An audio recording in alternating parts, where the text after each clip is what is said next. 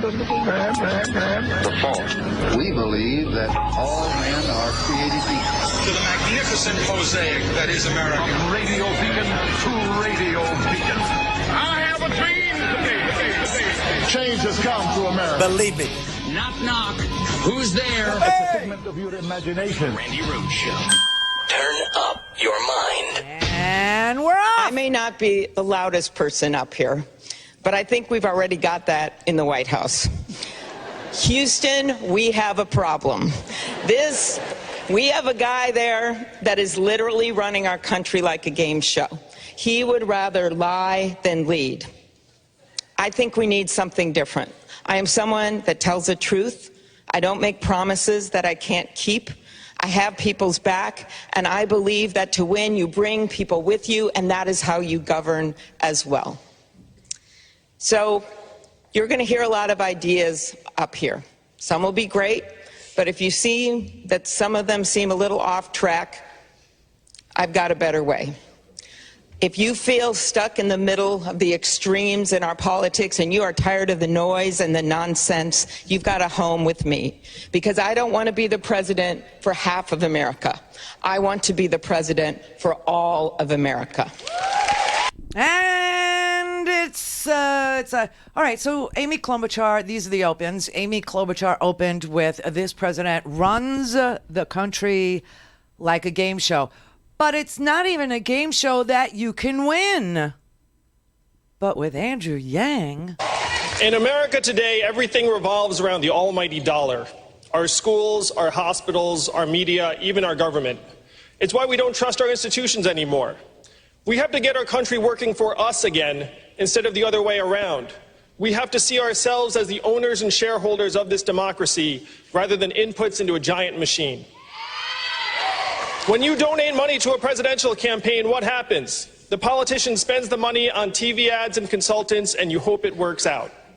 It's time to trust ourselves more than our politicians. That's why I'm going to do something unprecedented tonight. My campaign will now give a freedom dividend of $1,000 a month for an entire year to 10 American families, someone watching this at home right now.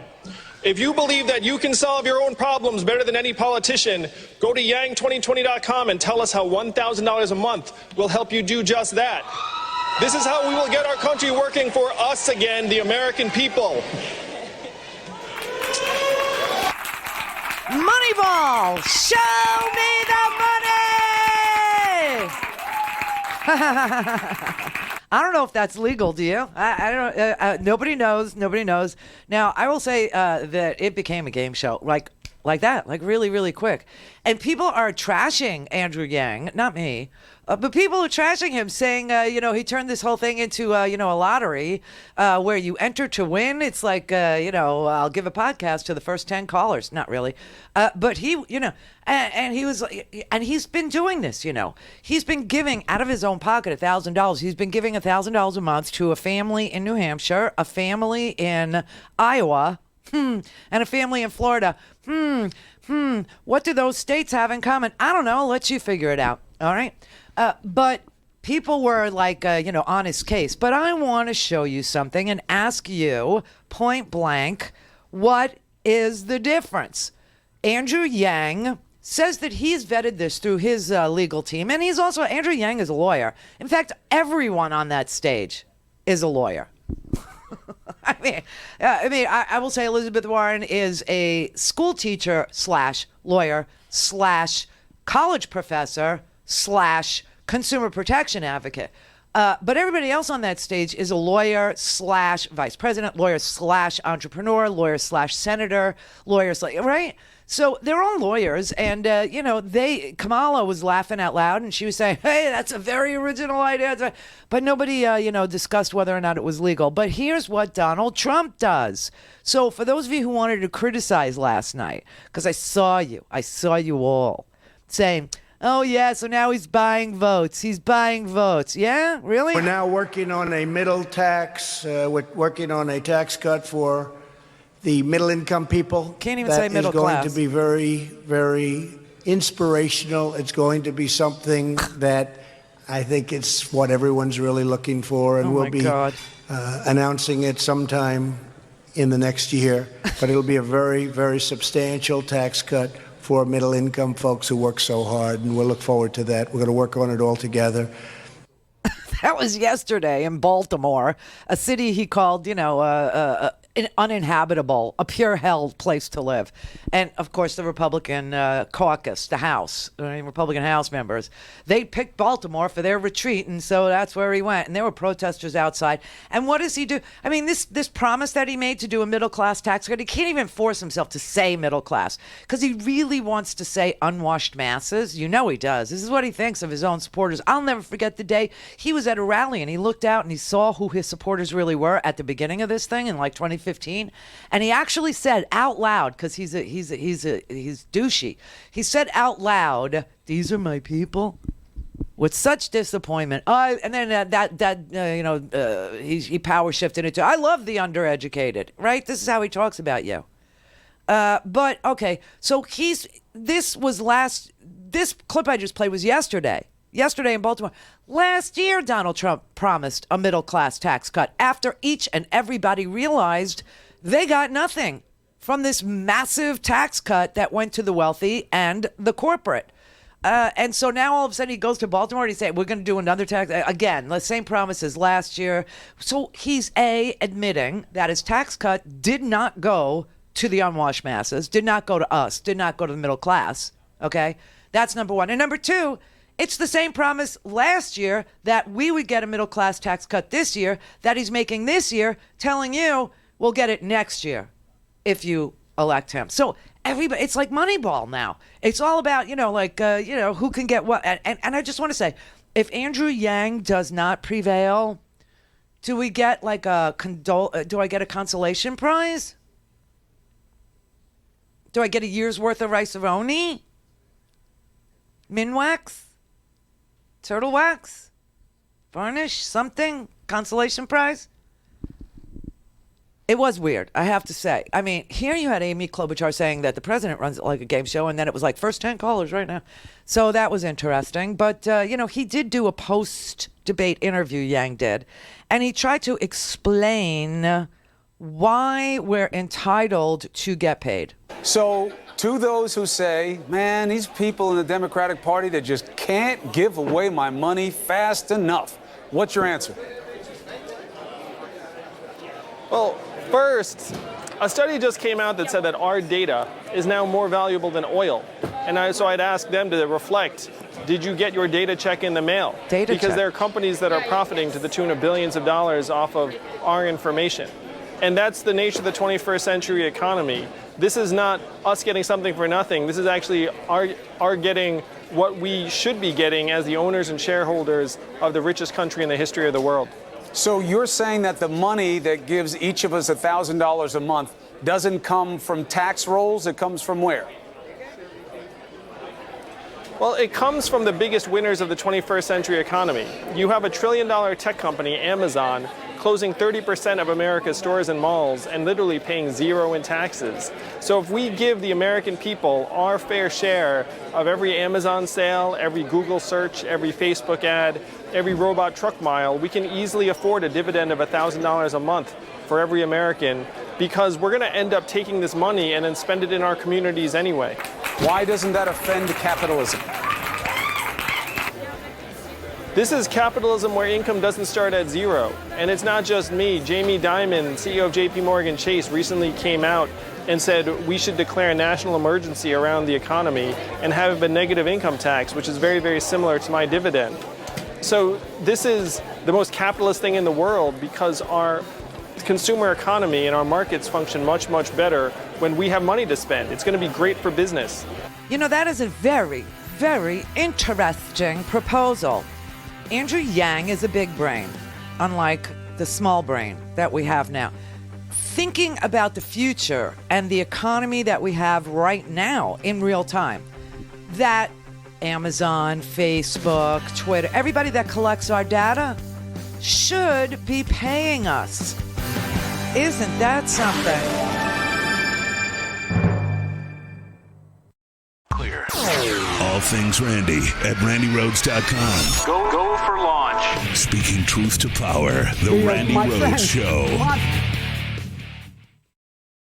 My friend from Vermont thinks that the employer is going to give you back if you negotiate his union all these years, got a cut in wages because you got insurance. They're going to give back that money to the employee? Matter of fact, they will. Well, let me tell you something. For a socialist, you got a lot more confidence in corporate America than I do. They do not have to buy in. You just said that. You just said that 2 minutes ago. You just said 2 minutes ago that they would have to buy in. You said they would have to buy in. Have to buy in. If she qualifies for Medicaid, are you forgetting what you said 2 minutes ago? Be in for it. Are you forgetting already what you said just 2 minutes ago? And while Bernie wrote the bill, I read the bill. And on page 8 of the bill. Let us be clear, Joe. In the United States of America, we are spending twice as much per capita on health care as the Canadians or any other major country on earth. It's America. Yeah, it's but Americans America. don't want to pay twice as much as other countries. Oh, I mean, I would just say, hey, Joe, instead of saying no, we can't, let's say yes, we can.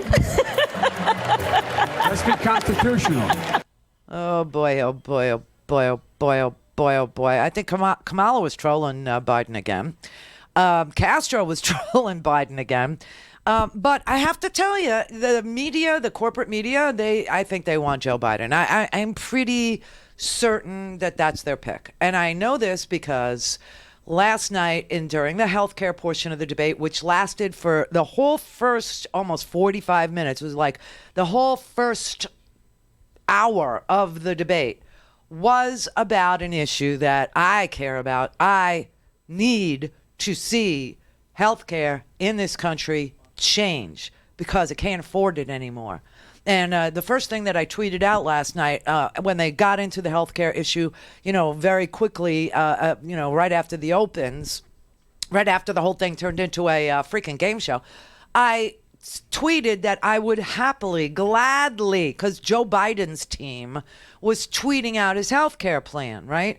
And so I responded to it just as soon as I got it by telling them that I would certainly be willing to pay, let's say another $3,000 in taxes with a chance to actually reduce that burden by, the deductions, the measly little deductions that are left for people like us. I mean, used to be you could deduct your credit card interest. Can't do that thanks to Reagan, but you still can deduct a portion of your mortgage payments, the interest on your mortgage payments. So you could offset it. You'd have a shot at it. Let's put it that way. Renters wouldn't. Homeowners would. But you'd have a shot at it maybe with business. I don't know. You know what I'm saying? But surely you would take this deal. You pay, let's say, $3,000 in taxes more. And guess what? If your premium is anywhere near mine. See, mine is ridiculous. Mine is so off the hook. Mine is $2,000 a month, okay, for the ACA, for Blue Cross Blue Shield options. That's the plan, right? $2,000 a month. So you do that times 12 is $24,000 a year. And that has to be paid so that now I have $6,000 out of pocket in a deductible that also I have to pay before I can actually see the benefits, except for preventative care. So that's $30,000 a year. Who the hell can do that? Right? Who could do that? So, that comes out of my savings account every month. That's how, it just works. That's how it does. That's how I survive. So yes, I would pay a few dollars more in taxes to reduce the $30,000 I'm paying per year now just to have, coverage if God forbid, my cancer erupts again. Do you know what I'm saying? It's just so crazy. So that was the big debacle. But here's where we are. I want to know what you thought. Because Julian Castro, Bernie Sanders, even Kamala Harris, they all trolled Joe Biden last night. They did. So there's two schools of thought. There's the corporate media school of thought where they say, Castro was wrong. Castro said that Joe Biden said that you have to buy into his plan if you lose your job.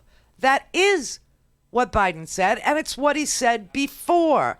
I went back to the first CNN debate where Joe Biden laid out his health care plan. Clearly, he was saying last night, and clearly he said on the CNN debate, that you would have to buy in if you lost your job and you needed health care coverage. You'd have to opt in and buy in. And when Julian Castro pointed that out to Joe Biden, the whole audience groaned. And the media decided, I'll pull the transcripts. Yeah, well, we all have the transcripts. And he did say that. And they were all like, oh, you know, that was wrong. Julian Castro shouldn't be like that. Joe Biden, everybody likes Joe. It's Uncle Joe. He's a nice guy. He's a decent man. All true. He is a nice guy. I know him. He is a family man. He is a dedicated professional. He is all those things. But to not disagree with his plan because he's a nice guy, and for the corporate media to say what you saw is this. I want to know, what did you see? Did you see an incoherent Joe Biden last night? Did you see an untoward Julian Castro last night? Or did you see a policy debate about the biggest issue in the Democratic Party, which is how do we move forward on health care? So let's just review, shall we? All right, I pulled short clips. I pulled a short clip of Biden, what he said, a short clip of Castro responding to it, and then the whole thing, all right, so that you can hear everything in context. Here is what Joe Biden said before Castro responded. If you lose the job from your insurance company, from your employer, you automatically can buy into this. You don't have no pre-existing condition can stop you from buying in. Buying in. Buying in.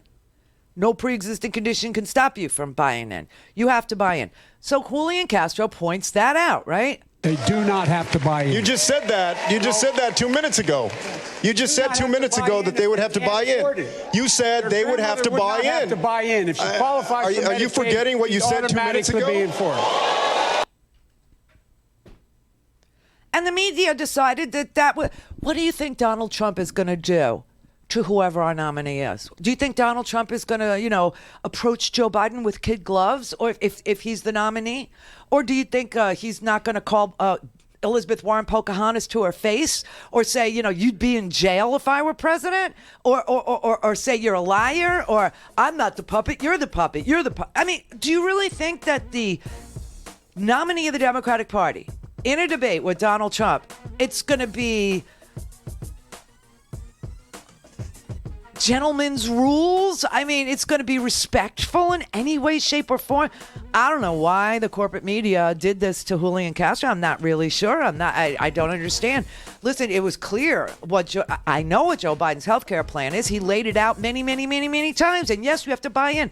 So if the difference between Julian Castro and Joe Biden's plan is that you don't have to opt in, you don't have to buy in, you automatically are covered if you lose your health insurance at work, why is he? I don't know. What did you see? That's what I want to know. What did you think about that? That's the important answer. Call in, connect. To speak to Randi, call 561-270-3844. 561-270-3844. All right. Let's do everybody's health care plans, okay? Here's Elizabeth Warren. We all owe a huge debt to President Obama, who fundamentally transformed health care in America and committed this country to health care for every human being. And now the question is, how best can we improve on it? And I believe the best way we can do that is we make sure that everybody gets covered by health care at the lowest possible cost. How do we pay for it? We pay for it. Those at the very top, the richest individuals and the biggest corporations, are going to pay more. And middle-class families are going to pay less. That's how this is going to work. And, she's right, because, one of the benefits that you get from your employer might be health care coverage. And believe me, when they do the cost-benefit analysis about your salary, they figure into that the benefits that they are providing. So your salary would go up. And, of course, their taxes would increase, but they would save money because they're not providing health insurance. And the right amount of increase in their taxes would be less than they're paying for your benefits, right? but not so much that you would lose salary, which you do now, which most people don't even realize. So that's her plan. All right, here's Bernie's plan. Joe said that Medicare for all will cost over $30 trillion. That's right, Joe. Status quo over 10 years will be $50 trillion. Every study done shows that Medicare for all is the most cost-effective approach to providing health care to every man, woman, and child in this country. I, who wrote the damn bill, if I may say so,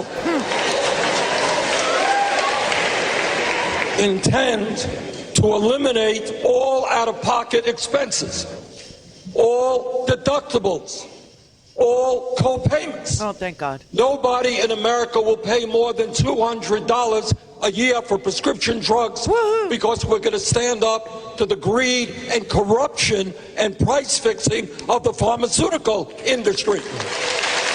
We need a healthcare system that guarantees healthcare to all people, as every other major country does, not a system which provides $100 billion a year in profit for the drug companies and the insurance companies.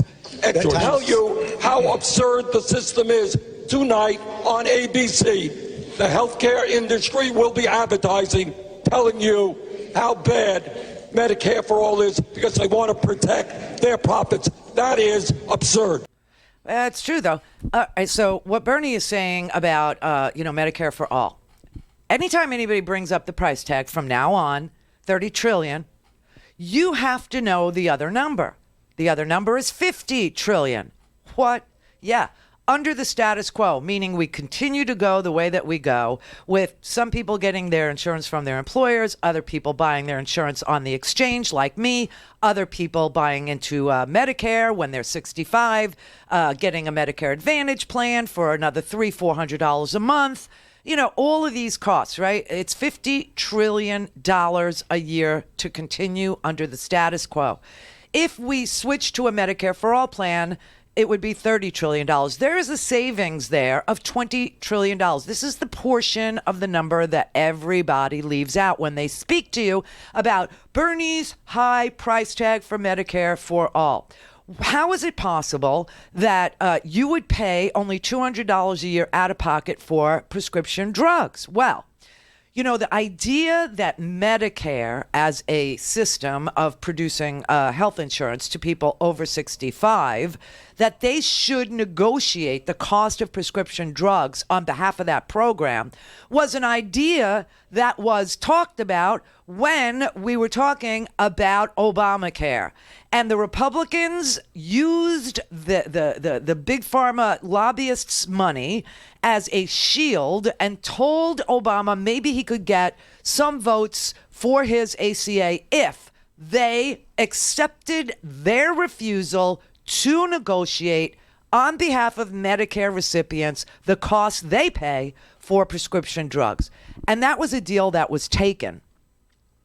Now, if you had Medicare for all and every American was in Medicare, the awesome power of numbers of people in Medicare could negotiate real price reductions for each and every American in this country who takes any prescription at all, whether it's a new drug, whether it's an old drug with a generic equivalent. You know, just negotiate down the price of pills in this country, injections in this country for every American by using every American, the power of numbers.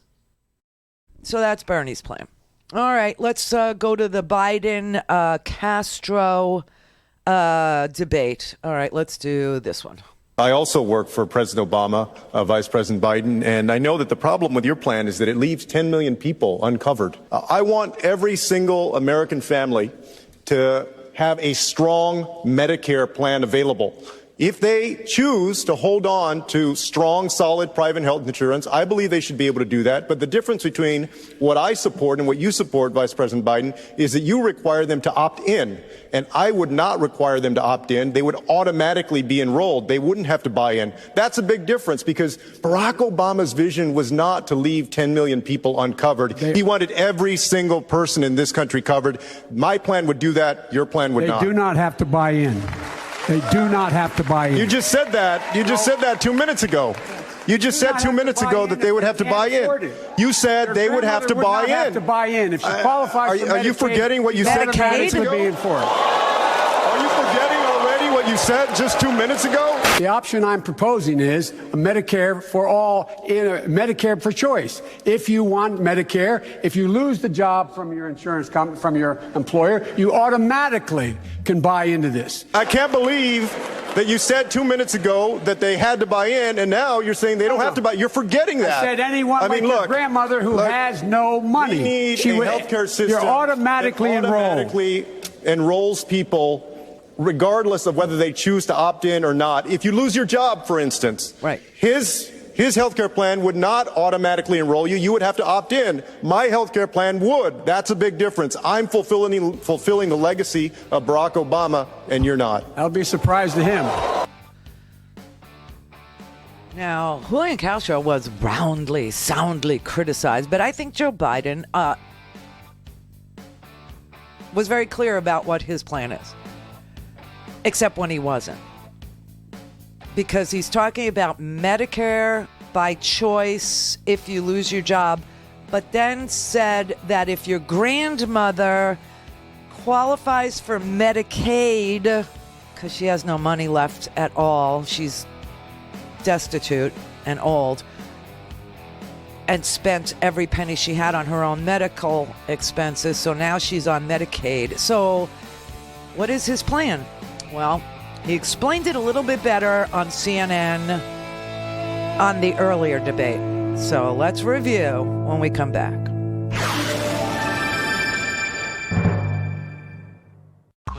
This is the Randi Rhodes Show. To speak with Randi, dial 561-270-3844. That's 561-270-3844. All right, we went back to the CNN debate when Joe Biden actually laid out his health care plan. So here's Joe Biden explaining it to you. I'm sorry, I hit the wrong thing. Hang on. Obamacare took care of 20 million people right off the bat, 100 million people with pre-existing conditions. And in fact, what we add is a public option that in fact would allow anybody to buy in. No one has to keep their private insurance. They can buy into this plan, and they can buy into it with a $1,000 deductible and never have to pay more than 8.5% of their income when they do it. And if they don't have any money, they get in free. So this idea is a bunch of malarkey, what we're talking about here. The fact of the matter is that there will be a deductible. It will be a deductible in their paycheck. Bernie acknowledges it. $30 trillion has to ultimately be paid. And I don't know what math you do in New York. I don't know what math you do in California, but I tell you, that's a lot of money. And there will be a deductible. The deductible will be out of your paycheck because that's what will be required. Senator Harris, I want to bring you in here. Your response? Yeah, let's talk about math. Let's talk about math. Let's talk about the fact that the pharmaceutical companies and the insurance companies last year alone profited $72 billion. And that is on the backs of American families. And under your plan, status quo, you do nothing to hold the insurance companies to task for what they have been doing to American families. In America today, a diabetes patient, 1 in 4 cannot afford their insulin. In America today, Thank you, Senator. For those people who are overdosed from an opioid, there is a syringe that costs $4,000 that will save their life. It is immoral, it is untenable, and it must change with Medicare for all. Okay, so Joe Biden is, not a Medicare for all dude. He is saying that something. That was his explanation. He's saying something. Does everybody understand what the thing he's saying is? Because He thinks we already have a public option where if I had employer-based health insurance, I could give it up. Somehow that would increase my salary. I don't know. In his mind. And then I could take that savings and go and buy a $2,000 a month ACA plan, which costs $2,000 a month because Donald Trump has dismantled all of the risk corridors. The payments that the insurance companies get for taking sicker patients, people with pre-existing conditions, so that it's not passed on to me. He took that away. He also took away the mandate so that people who decide that I should pay for them when they show up at an emergency room because they don't have health insurance, I should pay for them. And so the insurance companies tack that on too, because now they're minus the mandate money, which was like $600 a year. I mean, I don't know what his plan is. Andrew Yang, here's Andrew Yang's plan. I am Asian, so I know a lot of doctors, and they tell me that they spend a lot of time on paperwork, avoiding being sued, and navigating the insurance bureaucracy. We have to change the incentives so instead of revenue and activity, people are focused on our health in the healthcare system. And the Cleveland Clinic, where they're paid not based upon how many procedures they prescribe, shocker, they prescribe fewer procedures, and patient health stays the same or improves. That is the pitch to the American people. So he would like to take the focus off how many tests you have and charging per test, and charge by how well they keep you. It's an interesting, He's a big brain. Those are the healthcare plans. There's one more clip you need to hear because Bernie was just beside himself last night. And so post-debate, he took on Joe Biden. The fact of the matter is, we're in a situation where, if you notice, he hadn't answered the question. This is about candor, honesty, big ideas. Well, let's have a big idea. The tax of 2% that the senator's talking about, that raises about $3 billion. Guess what? That leaves you about $28 billion short. The senator said before it's going to cost you in your pay. There will be a deductible in your paycheck. The middle class person, someone making $60,000 with 3 kids, they're going to end up paying $5,000 more. Oh. They're going to end up paying 4% more on their income tax. That's a reality. Now, it's not a bad idea if you like it. I don't like it. I think he meant trillion when he was saying billion, but what's your response to that? I think Joe doesn't know what he's talking about. I mean, I like Joe. Joe is a friend of mine. I just don't think he knows what he's talking about. He said, we're spending $30 trillion over 10 years on healthcare. Wow, yeah, it's a lot of money. It is. If we maintain the status quo, according to a study done by the Center for Medicare and Medicaid Studies, we'll spend $50 trillion. Hey, Joe, we're now spending twice as much per person on healthcare as the people of any other nation. We're paying by far the highest prices in the world for prescription drugs. The current system is incredibly expensive. Every study that I have seen shows that Medicare for All, which eliminates the $100 billion in profits made by the healthcare industry, which ends the incredible bureaucracy and administrative nightmares inherent in a system which has hundreds of different insurance programs that have to be dealt with by administrators. We can save many, many hundreds of billions of dollars, provide health care to every man, woman, and child, and save the average person significant sums of money on their health care costs. So there you have it. Let's see what you thought. Doug in Denver. Hello, may I help you? How can I direct your call? All right, then. What is it, Bounce Your Boobies Day? Yes, it is. You stopped that one, though. Did you have to do that with the change? No, I didn't have to. I stopped. Oh, okay. I just, it's just, okay. they were. I'm a 38. I'm a 38 long now. Do you really think I need to let gravity have its way with them still? No.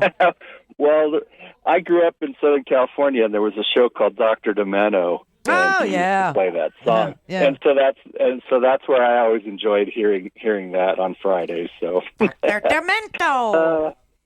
Yes. But anyway, on health care, several things. Yes. First is Republicans will never disagree that America is the greatest and richest country, right? Right. So why can't we afford to have the greatest public health care. Because what is it? Are all these other countries a lot smarter than we are? We need to start shaming them. Yeah. You know, hey, we're not great. What? We're not great. I mean, well, did you hear Joe Biden's answer? I mean, it was just a throwaway thing, but it was in there when he was talking about, Bernie was saying that we pay more per capita than any other industrialized rich nation. And Biden's answer was, well, it's America. What? Yeah. So because we're America, we should be gouged? I mean, I honestly did not understand Joe Biden. I still don't understand Joe Biden's plan. I don't know what it is, but it's in there somewhere. And Democrats aren't good with just, the quick replies. Like, why don't Elizabeth Warren or Bernie, just like you said, you pointed it out, it's going to cost $30 trillion. Well, we're paying $50 trillion right now. Hello. End of story. Right. That's all you have to say. That is all you have to say. And that's why I said it up front. That's why I want everybody to have the other number. I mean, what is it going to cost us? 30. What does it cost us now? 50. Do the math. Right. Mike in Oregon. Hey, what's up, Randy? Am I on now? Yes, you are. You're up. Okay, cool. Hey, I love the show. Well, thank you. Yeah, I've just started. I haven't been watching Free Speech very long, and I just started watching you since you've been on. Are you from back east somewhere? Because I detect like a slight accent. Really? Do you? Yeah, not Florida. Like Boston, New York, Maine. I'm from Brooklyn. Oh, are you? Okay, there you go. That's it. Yeah, that's all right. it. I hear the twinge in there. Anyway, I was going to say a couple of things. One thing I really like about your show is that you're asking questions no one else seems to be. First of all, acknowledging the obvious thing about fascism, which you referred to about the 2016 election. Which I saw coming way before that myself. I'm 49. I have a degree in criminology and have worked as a profiler and other things. And frankly, if he were smarter, I would profile him as a serial killer. Because he's a narcissist. He has all the other tendencies and everything based upon the work I've done, but he's not intelligent enough. And I appreciate that. And I think that the only lesson the Republicans have learned from him is next time they go shopping for a fascist dictator or autocrat, they get somebody smarter. And that's the scariest thing, is that's probably what they learned from this. Just next time, let's get somebody smarter. Oh, God. And that freaks me out. I got to say, that is the freakiest thing. They are shopping for a fascist dictator. They are. They like the autocracy. They want corporate rule.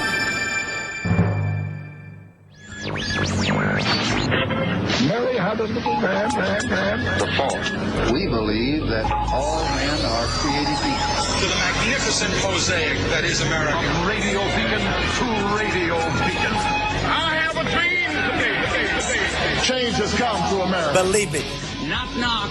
Who's there? It's a figment of your imagination. Randi Rhodes Show. Turn up your mind. Okay, everybody, we're going to just go through the immigration portion now and the racism portion now. I think we're all clear about health care. I think we understand that we pay the most, get the least, and that can change.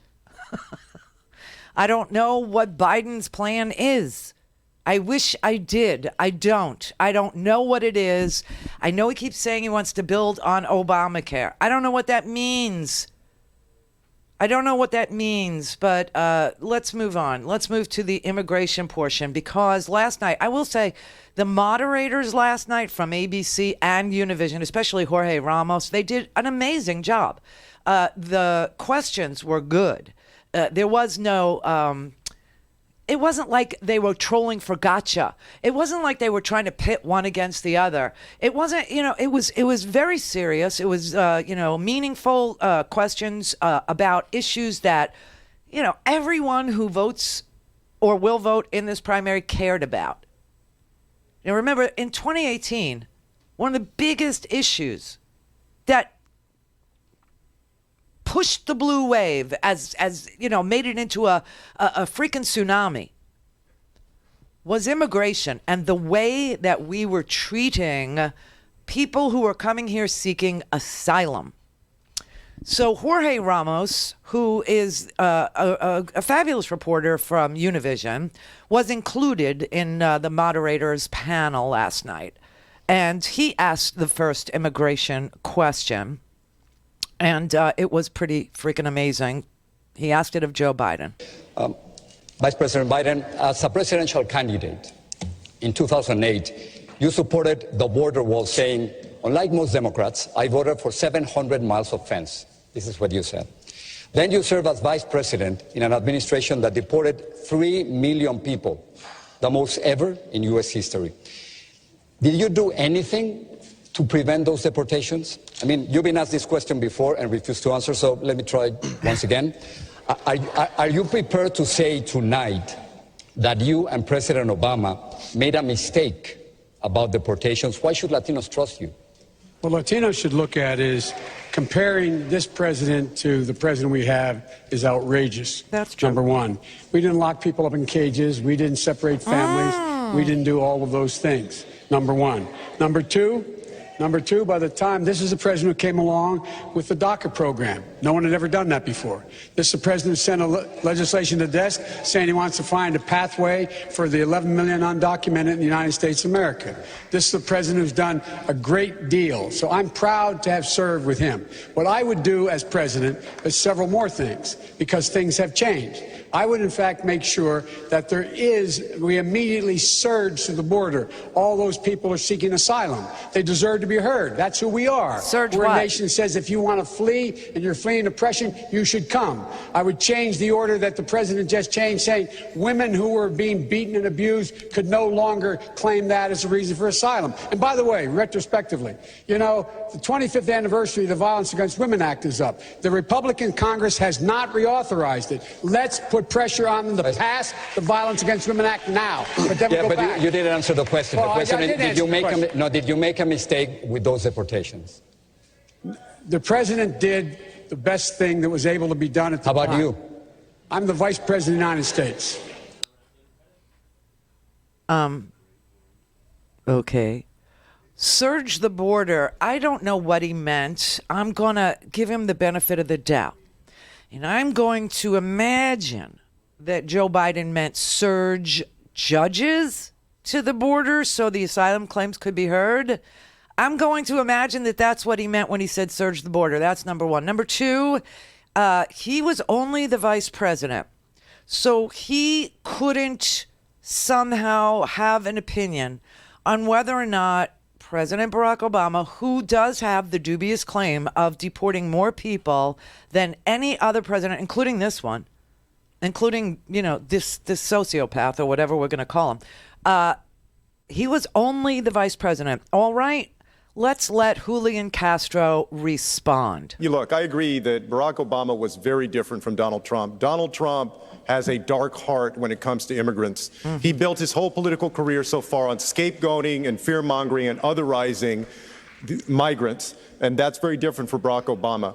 But my problem with Vice President Biden, and Corey pointed this out last time, is every time something good about Barack Obama comes up, he says, oh, I was there, that's me too.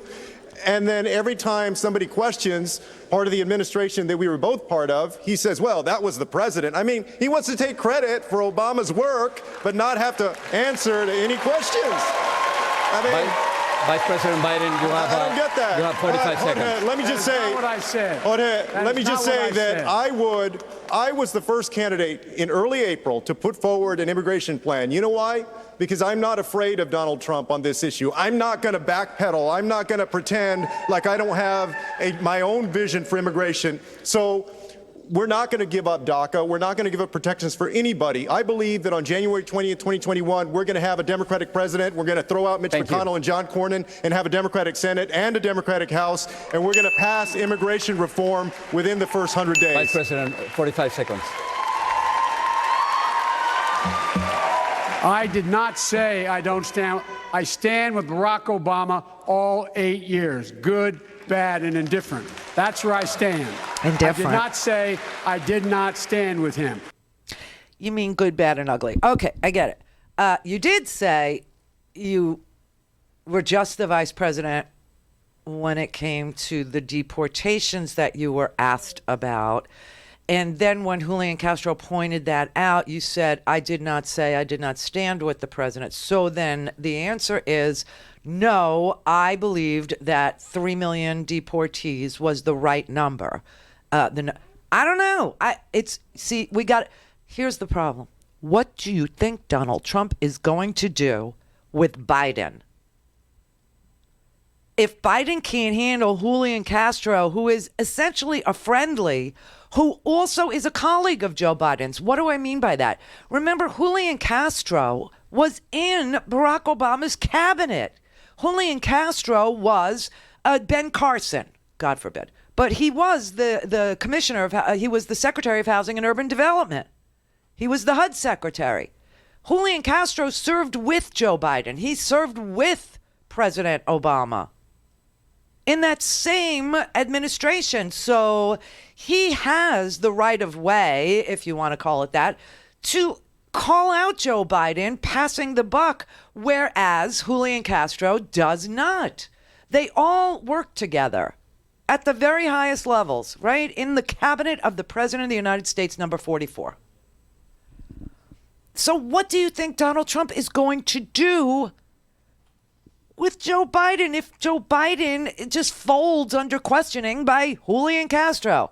All right, and just one more on immigration. I have to show you. This is Andrew Yang. Andrew Yang. My father grew up on a peanut farm in Asia with no floor. Oh my and now God. his son is running for president. That is the immigration story that we have to be able to share with the American people. If you look at our history, almost half of Fortune 500 companies were founded by their immigrants or children of immigrants, and rates of business formation are much higher in immigrant communities. We have to say to the American people, immigrants are positive for our economic and social dynamism, and I would return the level of legal immigration to the point it was under the Obama-Biden administration. I think we have to compete for talent, and I am the opposite of Donald Trump in many ways. He says build a wall. I'm going to say to immigrants, come to America, because if you come here, your son or daughter can run for president. The water is great, and this is where you want to build a company, build a family, and build a life. This country has been a magnet for human capital for generations. If we lose that, we lose something integral to our continued success, and that is where I would lead as president. Alcalde Pete. He's very, he's very entertaining, the Yang. He's got great stories. My father was born on a peanut farm with no floor. Clear. All things Randy at RandyRhodes.com. Go for launch. Speaking truth to power, the Randi Rhodes Show. My father grew up on a peanut farm in Asia with no floor. I could listen to that all day. All day. There's something very relaxed about Andrew Yang, except for the button that's holding his shirt together. It's very tight. It's like extremely stressful to watch that button. I just thought, boom, it's just going to boom, come off in the middle. But game show open, right? Game show open. First 10 callers will give you $1,000, a week for life without even entering the Publishers Clearinghouse sweepstakes. I just then he comes with the best immigration story ever told. It's the Asian Jimmy Carter story, right? His dad was a peanut farmer with no floor who walked to school in the snow barefoot uphill every single day, both ways.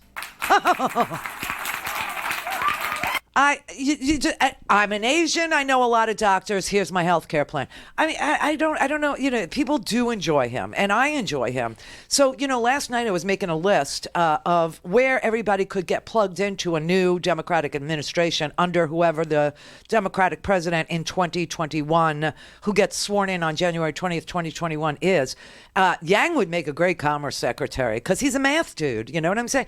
Don't dismiss these people and how when they show you who they are, you could reprogram their candidacies into really meaningful jobs, really, really decent guys in the new president's cabinet. Do I think Andrew Yang is going to prevail? No, I don't. But there's something really easy about him where he explains very complex things very simply. And I always appreciate that in a candidate.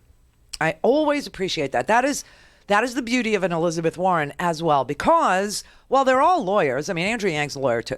They're all lawyers. Every single one of them up on that stage is a lawyer. But, Kamala's a prosecutor lawyer. Joe Biden was a public defender lawyer and then became a senator lawyer. You have Andrew Yang, who was a lawyer and then went into he went into fund management as a lawyer. And Elizabeth Warren is a lawyer, but / school teacher. And I think that school teacher training really paid off. In fact, the education conversation was really pretty, it was pretty amazing too. There wasn't a whole lot of conversation about education, but what there was pretty damn devastating. If you're a Biden fan, I got to say. And I'll just play you the Warren first, okay? Because I don't know, something about her just, I like her. And to use Mr. Yang's term, are you just jumping into bed with teachers' unions? I think I'm the only person on the stage who has been a public school teacher. I've wanted to be a public school teacher since I was in 2nd grade. And let's be clear in all the ways we talk about this, money for public schools should stay in public schools, not go anywhere else. I've already made my commitment. We will have a Secretary of Education who has been a public school teacher. I think this is ultimately about our values. I have proposed a 2-cent wealth tax on the top 1/10 of 1% in this country. That would give us enough money to start with our babies by providing universal child care for every baby age 0 to 5, universal pre-K for every 3-year-old and 4-year-old in this country. Thank you, Senator. Raise the wages of every child care worker and preschool teacher in this country. Cancel student loan debt for 95% of the folks who've got it. Thank you, Senator. And strengthen our unions. This is how we build an America that reflects our values, not just where the money comes from with the billionaires and corporate executives. She's absolutely right. And of course, when America had very strong unions, America had very strong wages. And when America had very strong wages, the American economy was the envy of the world. Because 70% of everything we do, which is called GDP, comes from consumer-driven activity. More money in your pocket, better economy. Period. End of story. All right. Joe Biden, I don't know how he got here, but Joe Biden was asked about slavery, and it became the answer he was going to give last night on education. Now, this really was a question about slavery. It was part of the racism portion of the debate. But here's his answer. Look, we talk about education. I propose that what we take is those very poor schools, the Title I schools, triple the amount of money we spend, from $15 to $45 billion a year. Give every single teacher a raise to the equal raise of getting out the $60,000 level. Number 2, make sure that we bring in to help the teachers deal with the problems that come from home. The problems that come from home, we have one school psychologist for every 1,500 kids in America today. It's crazy. The teachers are, and I'm married to a teacher. My deceased wife is a teacher. They have every problem coming to them. We have to make sure that every single child does, in fact, have 3-, 4-, and 5-year-olds go to school, not daycare, school. We bring social workers into homes of parents to help them deal with how to raise their children. It's not that they don't want to help. They don't know quite what to do. Play the radio. Make sure make sure you have the record player on at night. The phone. Make sure the kids hear words. A kid coming from a very poor school, or a very poor background, will hear 4 million words fewer spoken by the time they get there. There's so much. No, I'm going to go like the rest of them do, twice over. Okay? Because here's the deal. The deal is that we've got this a little backwards. He took a question about the legacy of slavery, believe it or not, and he ended up advising parents to keep record players on at night for the sake of the children. And that was his education plan. That and raise teacher salaries, which, yay. And I don't know. What else did he say? Double the funding for poor schools. Double the funding for poor schools. You know, note for Joe. If people are looking at you in a way that suggests that you might not be a young 76-year-old, then I would leave out of my answers any references to record players, dictaphones, rumble seats, 8-tracks, Sears catalogs. You know what I'm saying? What he was trying to get to was all the studies that show that parents that read to their children are preparing their children for school in a much more successful way, because the more words children hear, the more their brain develops into a cognitive machine, a machine that can decipher words and can figure out the difference between words, even if the words sound the same, kind of thing, like two and two and two, right? I don't know how that turned into leave the record player on. I don't. Call in, connect. To speak to Randy, call 561-270-3844. 561-270-3844. All righty, here we go, the racism portion. You know Donald Trump's a racist, but there is no red badge of courage for calling him that. When racism exists, the question isn't who isn't a racist, it's who is and isn't doing something about racism. And this is not just an issue that started yesterday. It's not just an issue that we hear a president that can't condemn white supremacy. We have systemic racism that is eroding our nation, from healthcare to the criminal justice system. Bingo. And it's nice to go all the way back to slavery, but dear God, we have a criminal justice system that is so racially biased. We have more African Americans under criminal supervision today than all the slaves in 1850. We have to come at this issue attacking systemic racism, having the courage to call it out, and having a plan to do something about it. If I am president of the United States, we will create an office in the White House to deal with the problem of white supremacy and hate crimes. And we will make sure that systemic racism is dealt with in substantive plans, from criminal justice reform to the disparities in healthcare to even one that we don't talk about enough, which is the racism that we see in environmental injustice in communities of color all around this country. So he's absolutely right about all of that. Okay, the racism in this country has been institutionalized from the conception of this country and even before. Beto O'Rourke had a very shining moment. He had a couple of them last night, I thought. This new Beto O'Rourke that is showing up at these debates. You remember the first debate? Beto kind of just laid there like a lox. And everybody was like, what happened to Beto? What happened to Beto? Well, Beto is a very cerebral dude. And when Beto first launched his campaign, I think he was very reticent, and he was meditating on it, and he was kind of roaming the country and a little bit aimless. Well, I think the shooting in El Paso totally changed him. And he is now showing up in a really meaningful way. He has found his identity. He has found what he's about. He has finally discovered within himself his fight. And, he did a really good job last night, but sticking to the conversation about slavery. And I already played you Joe Biden's answer to the question about slavery, which was, you have to keep the record player on.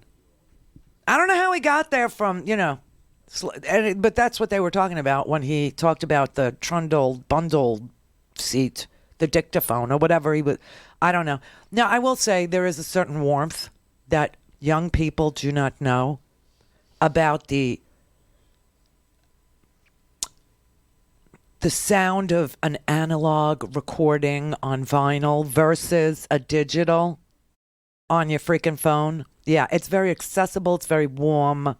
And I'm glad that Joe Biden, tried to make the argument about the superior warmth of analog recordings. However, it had nothing to do with slavery. Here's Beto. I called this out in no uncertain terms on August 3rd and every day since then, and I was talking about it long before then as well. Racism in America is endemic. It is foundational. We can mark the creation of this country not at the 4th of July, 1776, but August 20th, 1619, when the first kidnapped African was brought to this country against his will and in bondage and as a slave, built the greatness and the success and the wealth that neither he nor his descendants would ever be able to fully participate in and enjoy. We have to be able to answer this challenge, and it is found in our education system, where in Texas, a 5-year-old child in kindergarten is 5 times as likely to be disciplined or suspended or expelled based on the color of their skin. In our healthcare system, where there's a maternal mortality crisis 3 times as deadly for women of color, or the fact that there's 10 times the wealth in white America than there is in black America. I'm going to follow Sheila Jackson Lee's lead and sign into law a reparations bill that will allow us to address this at its foundations. But we will also call out the fact that we have a white supremacist in the White House, and he poses a mortal threat to people of color all across this country. Secretary Castro, 45 seconds to respond. Beto has found Beto. He has found himself. He really has. I got to tell you, the conversation that they had last night about systemic, endemic, foundational racism was really an important conversation. I just don't know how many people, tuned out after the healthcare portion. But I got to say, I'm still asking you, was Biden incoherent or was Biden Uncle Joe and lovable for you? That's the question, and the answer is yours. It's not mine. It's yours. I'm trying to give everybody a fair shake here, okay? So I'll just play a mashup of the other candidates talking about the systemic, endemic, foundational racism in this country. Since we're here at an HBCU, I'd like to start with young black voters. Several recent polls indicate their number one concern is racism. That we have a white supremacist in the White House, and he poses a mortal threat to people of color all across this country. If I am president of the United States, we will create an office in the White House to deal with the problem of white supremacy and hate crimes. I'm also proud that I was the first to put forward a police reform plan, because we're not going to have any more Laquan McDonald's or Eric Garners or Michael Browns or Pamela Turners or Walter Scott's or Sandra Bland here from the Houston area. I will make sure that we don't just do the First Step Act when it comes to criminal sentencing, that we move to the Second Step Act. Let's reduce those sentences for nonviolent offenders, and let's get them jobs and let them vote when they get out of prison. Nobody who got in prison for marijuana, for example, immediately upon being released, they shouldn't be in there for that should be a misdemeanor. They should be out and their record should be expunged. Do you think that people who support President Trump and his immigration policies are racist? Anyone who supports this is supporting racism. Este es racismo y es sencillo. The only people, though, who actually buy into this president's hateful rhetoric around immigrants are people who don't know any.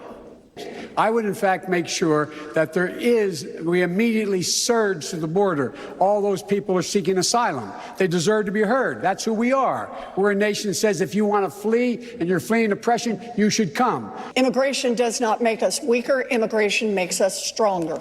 A system right now that cannot tell the difference in the threat posed by a terrorist, a criminal, and a 12-year-old girl is not a system that is keeping us safer, and it is not serving our values. Yeah. So all the Democrats are better on racism, systemic, endemic, foundational racism. All the candidates, all of them, are better on guns, which we'll tackle next. All the candidates, except I don't know, exactly where Joe Biden is, but all the candidates are better on health care than the president who's in court now trying to take away the ACA completely, have it just struck from existence by using the courts. Every one of the candidates was better on climate change. Every one of the candidates was on education. So why are they fighting? This is the Randi Rhodes Show. To speak with Randi, dial 561-270-3844. That's 561-270-3844. A shooter drove 10 hours inspired by this president to kill people who look like me and people who look like my family. White supremacy is a growing threat to this country, and we have to root it out. In El Paso, they said, well, do you think Trump is responsible for what happened? And I said, well, look, I mean, obviously he didn't pull the trigger, but he's certainly been tweeting out the ammunition. I am proud. I am proud that year after year I had an F rating from the NRA. And as president, I will not be intimidated by the NRA. If you couldn't get it done after Sandy Hook, why should voters give you another chance? Because it got done before. I'm the only one up here who's ever beat the NRA. Only one ever beat the NRA nationally. I'm the guy that brought the Brady bill into focus and became law. Everyone up here favors an assault weapon ban. Yep. Everyone up here favors magazine limitations, which, by the way, would have made a huge difference if that was in place in El Paso, in that store where all those ordinary people showed such extraordinary courage. Hell yes, we're going to take your AR-15, your AK-47. We're not going to allow it to be used against our fellow Americans anymore. Oh! Now, can you see that every single person on that stage is for an assault weapons ban? Can you see that? Do you understand that? Well, I want you to know, because Beto said, hell yes, we're going to take away your AR-15, your AK-47. Thank God somebody said that just so plainly in the debate, because the real response that gun, AK, weapons of war advocates say is, hey, then we'll come after you and shoot you. And that's what happened to Beto last night. Now, while every single candidate on that stage last night is for an assault weapons ban, for some strange reason, less than an hour after this debate was over, a state representative from Texas, GOP state representative named Briscoe Cain, tweeted to Beto, whose name is Robert Francis O'Rourke, tweeted, quote, "My AR is ready for you, Robert Francis." And yes, that was somebody named Briscoe, making fun of somebody else's name, Briscoe Cain. And this is the kind of moron you get if you name your child after a character on Gunsmoke in Texas. But Beto had to report this state representative to the FBI, and the FBI went and took down that violent tweet because Beto said this was a death threat, and it was a death threat. He correctly called it a death threat, but to be fair to Briscoe Cain, it was an idiotic death threat against a presidential candidate that everybody was paying attention to last night. Moron, you.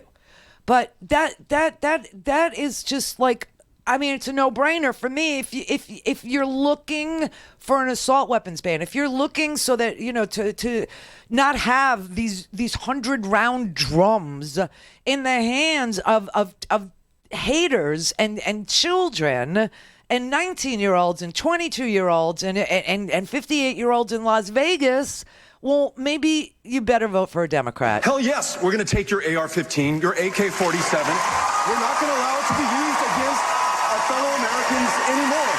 You said, quote, Americans who own AR-15s and AK-47s will have to sell them to the government, all of them. You know the critics call this confiscation. Are you proposing taking away their guns, and how would this work? I am, if it's a weapon that was designed to kill people on a battlefield. If the high-impact, high-velocity round, when it hits your body, shreds everything inside of your body because it was designed to do that so that you would bleed to death on a battlefield and not be able to get up and kill one of our soldiers. When we see that being used against children, and in Odessa, I met the mother of a 15-year-old girl who was shot by an AR-15, and that mother watched her bleed to death over the course of an hour because so many other people were shot by that AR-15 in Odessa and Midland. There weren't enough ambulances to get to them in time. Hell yes, we're going to take your AR-15, your AK-47. We're not going to allow it to be used against our fellow Americans anymore. Congressman, thank you. And I want to say this. I'm listening to the people of this country. The day after I proposed doing that, I went to a gun show in Conway, Arkansas, to meet with those who are selling AR-15s and AK-47s and those who are buying those weapons. And you might be surprised, there was some common ground there. Folks who said, I would willingly give that up, cut it to pieces. I don't need this weapon to hunt, to defend myself. It is a weapon of war. So let's do the right thing, but let's bring everyone in America into the conversation. Republicans, Democrats, gun owners, and non-gun owners alike. Can I make a point? Congressman, thank you. I mean, it's a no-brainer. All right, let's go to the phone for the last few minutes here that we have and find out. Debbie in Phoenix, is Biden incoherent or was he your guy? He's Biden incoherent. My thought is Beto did a great job last night, by the way. As a matter of fact, mainstream media isn't even like calling winners and losers. They're just like saying, oh, everybody, got on Biden's case. No, I think Beto did a great job. I think a lot of them did really good last night, including Andrew Yang, which we both fell in love with last night. But no, I think that my mom is 78 years old. Do we really? And we've got a president who's in his 70s now, who's a babbling, incoherent idiot. Do we really want another babbling, incoherent old person running our country? No, that's not what we want, and it's not what we need. We need a progressive that is going to take us into the future and save our children, for goodness sakes. I mean, you've talked about so many things today, and they talked about so many things in the debate. But the biggest threat that our country, our national security threat our country has, is environmental. It's the fact that climate change is burning our planet. It's destroying our houses. It's killing our crops. They're polluting our waters. I mean, it's bad. It's bad all over.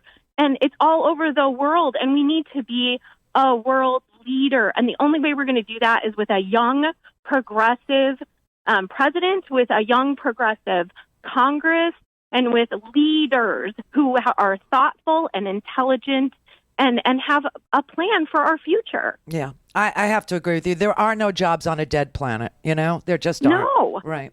Well, as far as climate change goes, here's your compare and contrast. Got to do is bring this world together. Bring it together on climate change. Bring it together in fighting against terrorism. And make it clear that we as a planet, as a global community, will work together to help countries around the world rebuild their struggling economies and do everything that we can to rid the world of terrorism. But dropping bombs on Afghanistan and Iraq was not the way to do it. Okay, so Bernie called out Joe Biden last night for voting for the Iraq war, obviously, and said that one of the great things that could rally the world is the fact that we share one stinking planet, and everybody will die, and water will become so scarce that the refugee crises will just spread to every country. The scarcity of water, clean water, the scarcity of food, that should be a rallying cry for the world. That should be something that could unite the world, and that's how Bernie approached it. Now, if you want to see how Donald Trump approaches climate change, here you go. The light bulb. People said, what's with the light bulb? I said, here's the story. And I looked at it. The bulb that we're being forced to use, number one, to me, most importantly, the light's no good. I always look orange. And so do you. The light is the worst. So you have him with the light bulb makes him look orange, LED lights, which, by the way, come in a lot of colors. They come in, 3,200, 2,700. You could get the bright daylight, 5,000. They've come a long way, the LEDs, and it's up to you, incandescent, whatever. He just rolled back, the light bulb rules because they make him look orange. So there is your compare and contrast on the issue of climate change. You have a guy who denies it's happening versus a guy who says, and a whole crop of Democrats who also say it's real, it's man-made. 8 out of 10 Americans also agree. 80% of America also agrees. Climate change is a crisis and it's man-made. 40% think it's very, very urgent, that we only have 11 years left to actually reverse.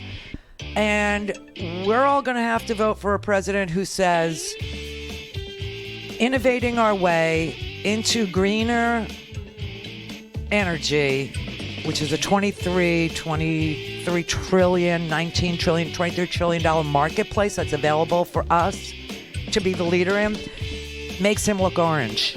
And that's why he won't do it. I say the choice is so simple between the parties. And when it comes to us, you have an embarrassment of riches. Go fall in love.